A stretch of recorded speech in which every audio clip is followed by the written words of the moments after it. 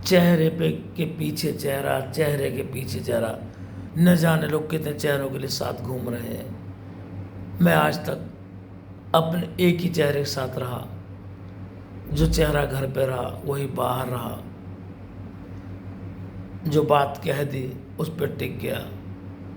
और इस बात की वजह से कई बार बहुत परेशानियों का सामना करना पड़ गया मुझे। बहुत से क्षण ज़िंदगी में ऐसे आए कि जब समाज के साथ चलता तो सांप निकल सकता बच कर के, लेकिन वही जुनून सवार कि एक बार जो प्रॉमिस कर दिया, जो वचन दे दिया तो दे दिया, फिर पीछे नहीं हटना। मेरी इस बात का लोगों ने फ़ायदा उठाया बहुत समय पहले, जब कार्तिक का छोटे बेटे का जन्म हुआ था तो हमारे जो खानदानी पंडित जी थे उस वक्त, तो हम उनके पास जाते थे पहले। तो किस ज़माने में उन्होंने हमसे मंदिर में एक मजाक करने लगे, भाई एक बात बता, तो तेरा तो नाम चल जाएगा, तेरे तो लड़का है, और बड़े वाले का क्या होगा? तूने उसके बारे में सोचा? मैं कौन सोचने वाला, ऊपर वाला सोचेगा। उन्हें ज़रूरत क्या है, उनके पास सब चीज़ मौजूद है। नहीं भाई, हम ये तेरे से बात कह रहे हैं जैसे उसके लड़का नहीं है, और तेरे अगर दोबारा एक लड़का और हो जाए तो तू क्या करेगा? तू उसे दे देगा? मैं पंडित जी से तो कोई बात ही ना है। नहीं, तू चाहे तो उसका भी नाम चल सकता है। मैं पंडित, मैं चाहता हूँ उनका नाम चले, मैं कौन सा मना कर रहा हूँ कि तो भाई तेरे अगर लड़का हो जाए तो उसे दे दी। तो हमने सोच रहे मजाक की बात चल रही, हमने कहा ठीक है जी पंडित जी, कोई बात नहीं, अगर हमारे लड़का हो तो हम दे देंगे। कि ऐसे ना भाई, तू यह बात को संकल्प कर। और उन्होंने गंगा जल लेकर हमारे हाथ में रख दिया, क्या भाई संकल्प कर और यह जल शिवलिंग पर छोड़। हमने तैस बहा करके ठीक है पंडित जी, जल लिया और हमने ऐसे हाथ अंजलि में रख कर जल को और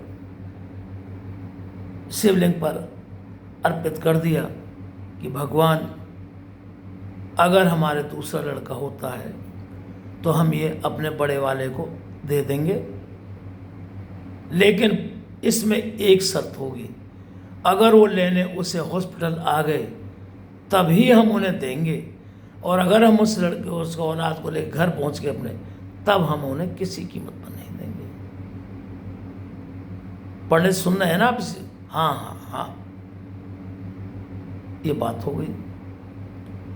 उस बात को समय निकल गया, ये बात हमारे पंडित जी के बीच में थी। हमें नहीं पता कि पंडित लोगों ने कितना टटकर कितना जाल फैला रखा है अपने पेट को पालने के लिए। दुनिया में भाग दौड़ कर मेहनत करती, लेकिन इन ब्राह्मणों ने अपने कुल को कलंकित करने में कोई कसर नहीं छोड़ी। इतने छली कपटे, जहाँ इनको थोड़ा आदमी भारी भरकम सा मिलकर पैसे संपन्न, ये तुरंत उसकी तरफ पड़ जाए, धर्म कर्म सब खत्म हो जाता फिर इनका। फिर तो नए नए बहाने निकल आते, तर्क दे दे के इन्होंने अधर्म को धर्म साबित कर दिया। यही घटना घटी हमारे साथ। औलाद हो गई, इत्तेफाक की बात, समय ऐसा घूमा कि नोएडा छोड़कर हम यहाँ आ गए, और यहाँ करावल नगर से हम हॉस्पिटल ले गए। जब उसका जन्म हो गया तो पूरे घर में ऐसे फैल, जैसे मातम फैल गया उसके लड़के के होने पर। हमारी माँ को भी इतना सदमा बैठा बेचारी को, अस्पताल में रुक नहीं पाई उसका, घर जाना, मुझे ये करना वो करना है। और अगले दिन अस्पताल से हम छुट्टी करवा के वापस करावल नगर पहुँच गए, क्योंकि यहीं शिफ्ट हुआ पड़े थे उस वक्त में। तो घर में ऐसा मातम फैला हुआ कि बैठने तक के लिए जगह हमने जाकर ऊपर कमरे में खुद बचाई, सफाई करके। ये उनकी होती तैयारी। उस वक्त कि ऑफिस में तो जाने नहीं रहे, छुट्टी कर रखी थी हमने, तो हमारे पास जितने पैसे थे अस्पताल के बिल भरने में, इधर उधर खर्च, सब बराबर हो गए। हमारे पास इतने पैसे नहीं थे। मैंने कहा जब 7-8 तारीख को उसमें जाएंगे ऑफिस में, तब तनख्वाह मिलेगी और आगे कार्रवाई हो जाएगी।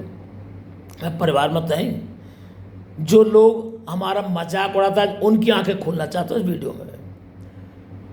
तो 2-3 दिन बाद में हमारे घर की जो इंचार्ज प्रधानमंत्री जिनको हम कहते हैं, तो हमारे माता श्री वो कहती हैं अब क्या छठ पूजा, पता नहीं, हाँ छठ पूजा होगी, ये छठी होगी और ये होगी। और उसमें मैंने कहा उसमें क्या होता है कि ये इंतजाम होगा, फलाना होगा, कई चीज़ें बताया, मुझे याद नहीं है। और इसमें 1,500-2 हज़ार रुपये कम से कम खर्चा चाहिए। मैं तो एक काम करो भाई, मैं तो अभी ऑफिस जा नहीं रहा, जब जाऊंगा वहाँ से पैसे मिलेंगे, ला के तुम दे दो, जो खर्चा कर लो। मुँह पे कहा है, और तेरे चाचा तो कुछ करते धरते हैं ना, तो मुँह पे तो कुछ है ना, देख ले तो कैसे करे वो। अच्छा, तो हमने अपने बड़े वाले भ्राताश्री से पूछा, जो दानवीर धर्मराज युधिष्ठिर मानते हैं अपने आप को, उनसे पूछा मैंने, भाई ऐसी बात है और कुछ पैसों की जरूरत पड़ेगी तो मैं जब ला के दे देंगे। अपने पास कुछ नहीं है, अपने आप सोचो। नहीं, अपने पास कुछ नहीं है। उनके शब्द जो आज दातार बनते अपने आप में। हमने फिर मुख्यमंत्री जिनको कहते हैं भावी श्री, उनसे पूछा, मैं तुम्हारे पास कुछ पैसे रखे हो बचाए हुए अपने, इस समय हमें ज़रूरत है और हम बाद में आपको ला के दे देंगे।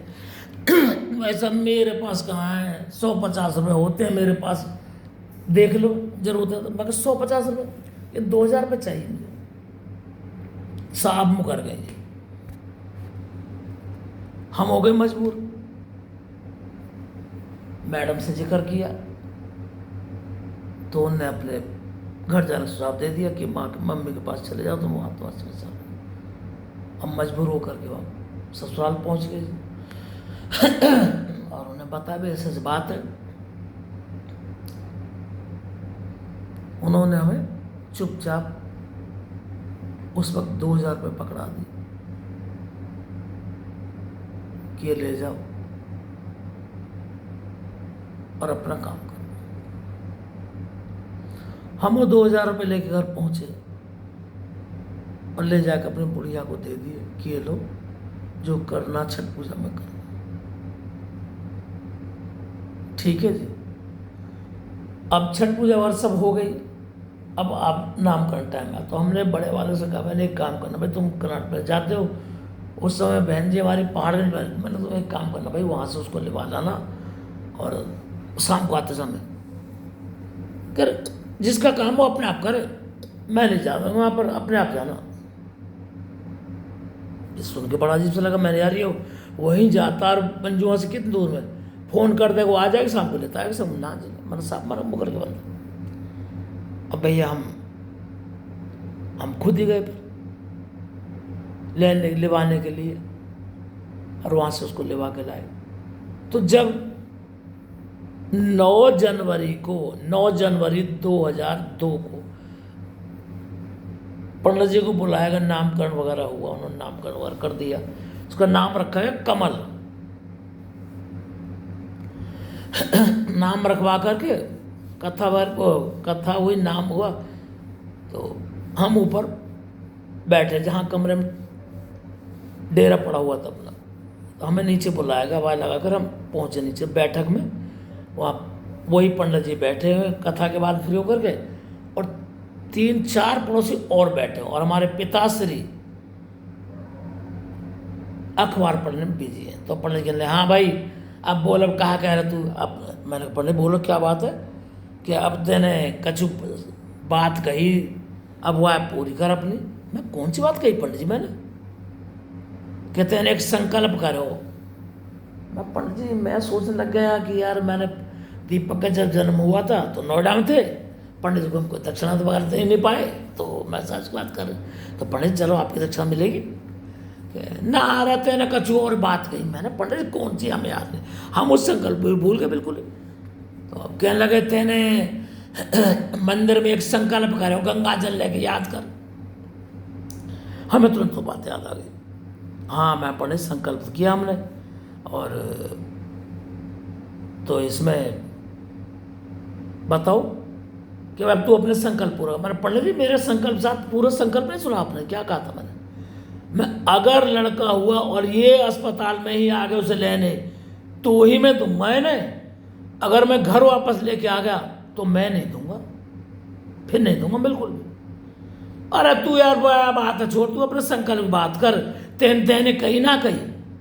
मैं पंडित जी मैं कब मना करूँ, मैंने नहीं कही देनी, मैंने देने कही थी, पर शर्त ये बात तो पूरी थी जो तुम संकल्प बात कर। तू यार छोड़ यार, तू मर्दन वाली बात कर, तू जनानी वाली बात कर। वो लपड़ा पंडित जिंदा होगा मुझे नहीं पता, तक जिंदा नहीं जिंदा।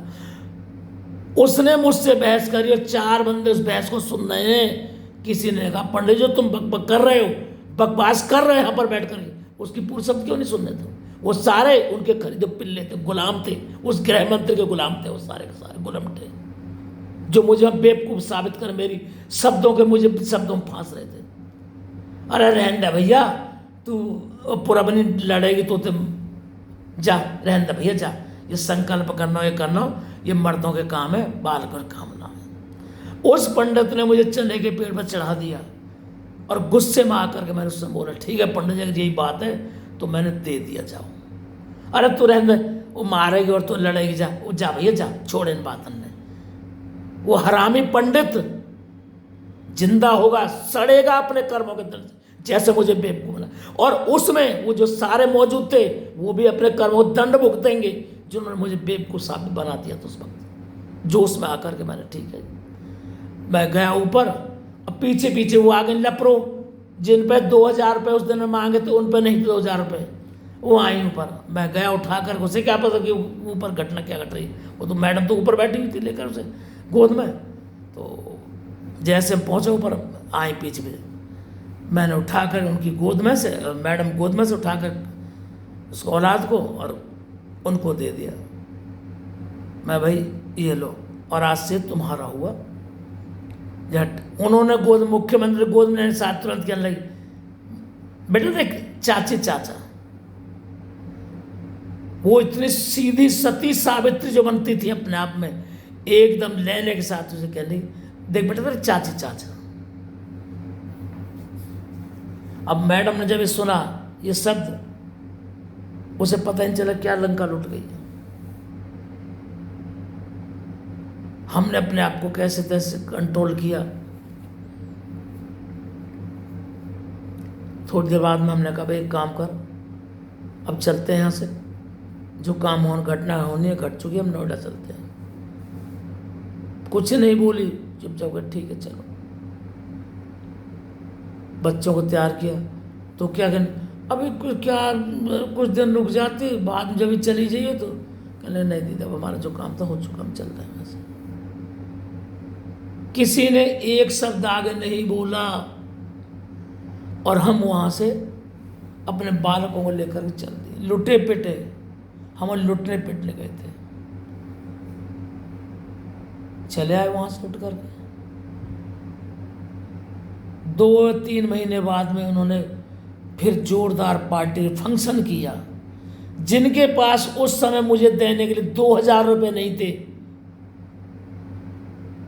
उन्होंने अपने कुटिल नीति को लागू करके हमें बेवकूफ बना करके, और 3 महीने बाद उसको दोबारा नामकरण किया। उसी पंडित ने, उस हरामी पंडित ने फिर से उस लड़के का नामकरण किया। इस बार नाम रख दिया कार्तिकेय। वाह रे वाह पंडित, दंड तो तुझे मिलेगा तेरे छल कपट का। और जिन्होंने मुझसे ठगा उस वक्त, वो ये सोच रहे हैं कि तुमने बेवकूफ बना जीत लिया। जिंदगी भी चल रही है, देखते जाओ, तुम्हारे कर्मों का हिसाब बाकी है।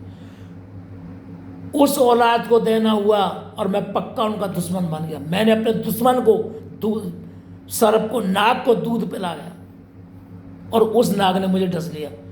औलाद छूटी और 3 साल पहले हिसाब घर का बंटवारा करके तीनों चारों आपस में बांट के खा गए। और आज उन्हें मेरे से बात करने में ईर्ष्या होती है। जीवन भर जो मुझे लूट लूट के खाता रहा, हर चीज मेरे हिस्से की खुद खाता रहा, धर्मराज कह रहा था, अपना बहुत ज्ञानी विद्वान बनता है कि मैं ये हूँ वो। तेरी ऐंठ अभी जाएगी, देखता रहा बेटा, अभी चलता रहा जिंदगी। तू सोच रहा है तूने बहुत बड़ी जंग जीत ली है, तेरे एक एक कर्म का हिसाब होगा। जितना तूने छल कपट मेरे साथ किया है ना, तो सब का हिसाब यहीं भरना पड़ेगा। इतने आसान तेरे पीछे नहीं छूटेगा। वे तेरे हर छल टट कर्म याद आते हैं जो तूने मेरे संग जीवन भर करे। हर चीज मुझसे छीनता आया तू, औलाद तक छीन ली, और उसके बाद में तूने दुनिया में शोर मचाया कि हमने 23,000 रुपये देके खरीद दी है औलाद। इसमें बाप हमारा कहता है इसमें पाले नहीं जाते 3-3 रोज। और अब दुनिया भीख मांग के अपने बच्चों को पाल देती है। मैं तो कुछ कर ही रहा था। ऐसे बाप को बाप मान लूं जिसने हर कदम पर छल कपट किया मेरे साथ में, कसाई की तरह मुझे देखा। और वो माँ जिसे कभी मेरे जिंदा होने का वो नहीं, वो झूठ मूठ आंसू भाग दो, चलो मेरे तो ये ऐसा रो रो के ड्रामे करती है। हिसाब तो होगा, सबका हिसाब होगा। और वो जो तुम्हारे जो हिमायती बैठे तो सब मुझे बेवकूफ बनाने के लिए, तो अरे हिसाब उन सबका भी होगा। कुछ का हो रहा होगा, कुछ का होना बाकी होगा। हर आदमी को अपने कर्मों का हिसाब ही देना पड़ता है।